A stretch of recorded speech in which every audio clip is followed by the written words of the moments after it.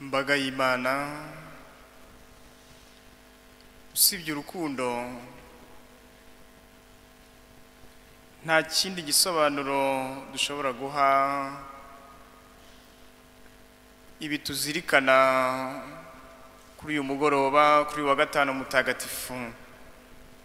Urukundo rusa, urukundo rw'Imana, urukundo rwitanga, kandi akaba ari izingiro ryo kwemera kwacu abakristo. Kuko turi imbaga, kuko turi koraniro, nifuje ko kuzirikana kwacu n'ubundi guterurira kuri iryo koraniro imigenzereze yayo, kuko hari imyitwarire itandukanye kuko twazirikanye ububabare, ariko imyitwarire y'iyo mbaga. Abanyarwanda bati umwami ntiyica hica, umwami ntiyica yica, hica rubanda. Rubanda yasheze hamwe n'abakuru babo, abasaserdoti, abahereza bitambo nyine, abakuru b'umuryango, abafarizayi n'abandi basaga naho babari imbere nk'abigisha amategeko, basheze bose. Ndetse n'igihe umutware atangiye guhirahira ngo agiye kurekura Yesu, barakomeza bakagaragaza imyitwarire rwose yifuza kandi ishaka ko Yesu Kristo apfa, Yesu Kristo abambwa, Yesu Kristo acirwa urubanza rwo gupfa. Ndetse nanatangaye kuko n'igihe Pilato ababwira ati ese uyu muntu ko nta cyaha namusanganye, babandi abatware b'abahereza bitambo, abigisha amategeko, abafarizayi n'iyo mbaga, dore ko n'ubundi iyo mbaga cyane igizwe n'abo ngabo, baravuga ngo erega nta bubasha dufite bwo gucira umuntu urubanza rwo gupfa. Gupfa se bijemo gute? Kandi ko baje kugira ngo acirwe urubanza, noneho baravuze ngo ntabwo dufite ububasha bwo kugira uwo ducira urubanza rwo gupfa. Umva, kandi tuvuga ngo baje kugira ngo bacirwe, barimo no gutegeka n'icyo Yesu agomba kugira, nta nubwo bashaka n'ubwo butabera, barategeka icyo uwo nguwo agomba kugirirwa. Ntabwo dufite ububasha bwo kugira uwo ducira urubanza rwo gupfa. Arababwiye ngo mubujyane mucira urubanza, ntabwo yabwiye ngo nimugende mumwice, ariko bo bati reka da, burya icyo dushaka ni nkaho ubundi umutware yagombaga kuvuga ati ngaho ngo nuvuga ngo rero murashaka kumwica, murashaka kumwicisha, akagira uko abigenza. Imbaga yasheze, umwami ntiyica, yica rubanda. Ndetse uwo mwami n'igihe yandikishije, kuko azi ko ibyo Yesu Kristo agiye kugirirwa bizaba, nako Yesu Kristo azi neza ko ibyo agiye kugirirwa bizaba kandi bigenewe abantu bose. N'ejo ku mugoroba twarabizirikanye ngo aya ni amaraso agiye kumenerwa benshi, agiye kumenerwa bose, agiye kumenerwa mwebwe n'abandi. No hejuru y'umusaraba we bandikishaho indimi zari zizwi muri icyo gihe, nta nubwo ari ururimi rumwe ngo handikeho ko ahangaha reka dabandikaho mu Kigereki, mu Kilatini, mu Gihebureyi, ni mpuzamahanga koko. Nyagasani Yesu Kristo no ku musaraba we handitseho icyo azize, umwami wacu. Natwe tugira uruhare cyangwa se twagize uruhare mu kumugenza gutyo, nyamara agakomeza kudukunda nk'uko yakunze abigishwa be bose, harimo n'umugambanira Yuda. Nyagasani akomeza kugaragaza urwo rukundo, kandi twabivugaga ngo usibye urukundo gusa nta kindi gishobora gusobanura ibi turi kuzirikana. Imana yacu n'urukundo.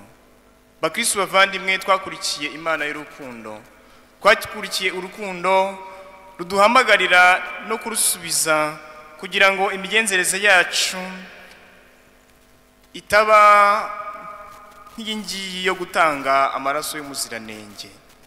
Abanyarwanda tuzirikana n'iki gihe tuvuyemo cy'icyunamo nibura iya minsi 7 ariko n'iminsi ikomeza 100, tuzi uko abantu batanze abandi, tuzi ko abantu bagiriye nabi abandi, tuzi nuko abantu bakomye akaruru bavuga bati ngaho nkaririya mbaga, bavuga bati nguwo. Bakristo bavandimwe, umusaraba wa Kristo, umusaraba wa Nyagasani koko yarawemeye, arawakira, natwe dutegurira kwakira imisaraba yacu. Tugiye kuramya umusaraba mu kanya, tuzirikana agaciro k'uwo musaraba, k'icyo giti cy'umusaraba ko ari cyo cyamanitsweho agakiza k'isi. Tuti nimuze muramye. Cya kimenyetso cyari icy'umuvumo, cya kimenyetso cyabambwagaho abacakara, Nyagasani Yezu Kristo arabyiyemeje, yiyemeje kukizamukaho kandi kugira ngo aducungure. Nahoze mvuga ngo abanyarwanda nabo bahanaga nk'iby'umusaraba koko. Si ubwa mbere twumva ko abanyarwanda n'ubundi iyo babonaga umujura w'inka, bivugenda mu magambo y'iki gihe, cyangwa umujura w'amatungo, icyo aba bashumba bakoraga n'abo baturanyi babo, uwo bafashe kugira ngo batange gasopo ku basigaye, kuko n'ubundi imbaga n'abakuru b'umuryango babikora kugira ngo batange gasopo, hatagira umuntu wongera gukora nk'uko Yezu Kristo ari gukora, nyamara batazi ko ari kurambura amaboko kugira ngo bose twese ducungure. Nabo icyo bakoraga ni ugusongoza igiti, twavuze igiti cy'umusaraba. Basongozaga igiti abo banyarwanda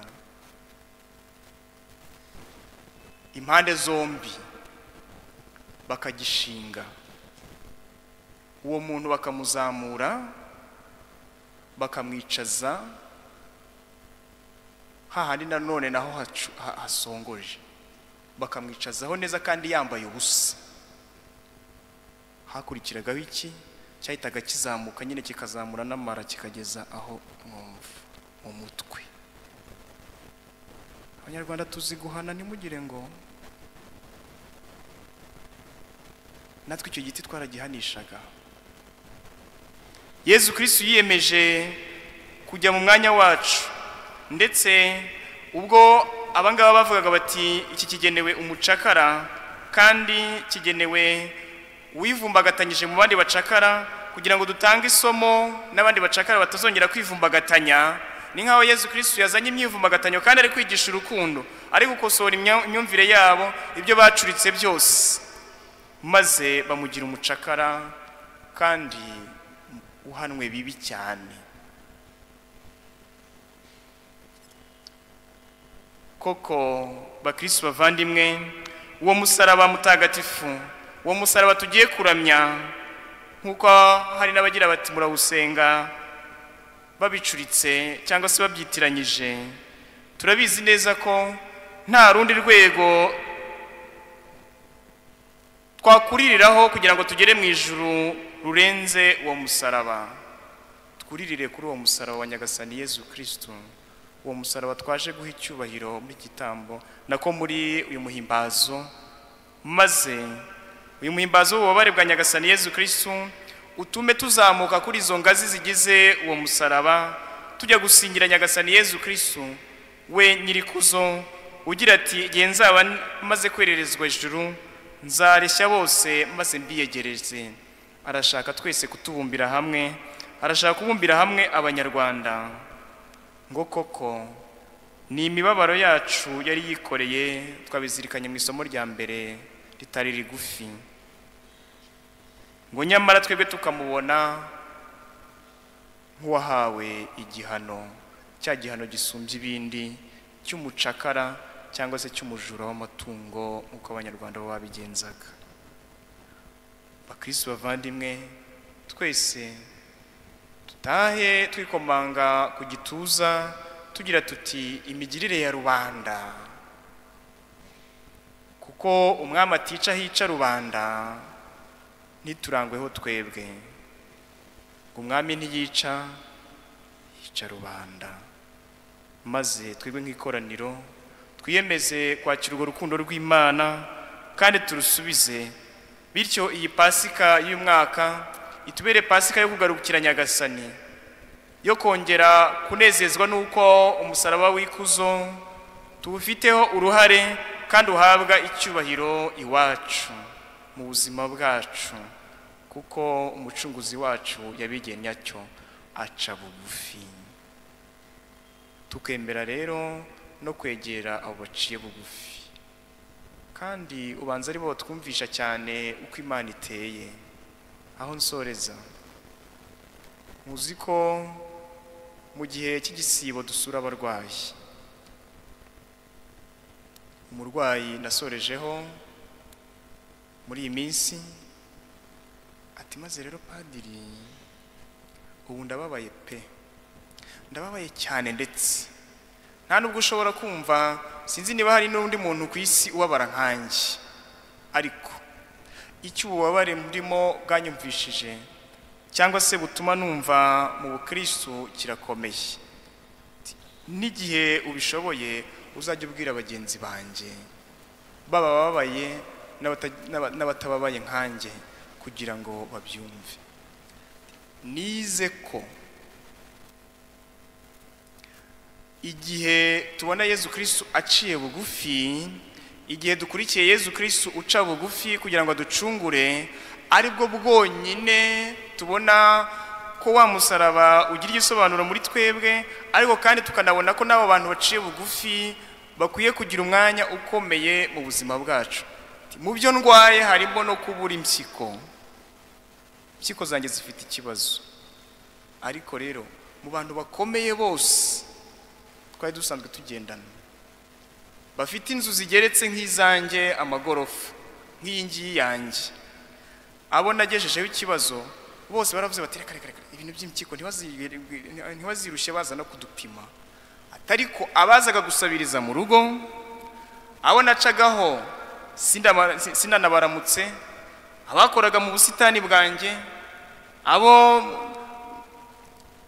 ngabo hamaze kubonekamo abantu bagera muri, nanze kuvuga umubare, banyemereye impyiko.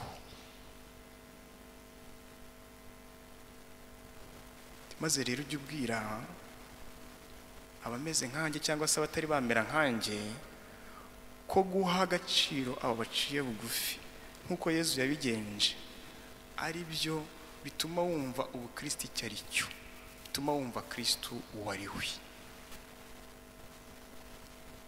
Nyagasani Yezu nabane namwe.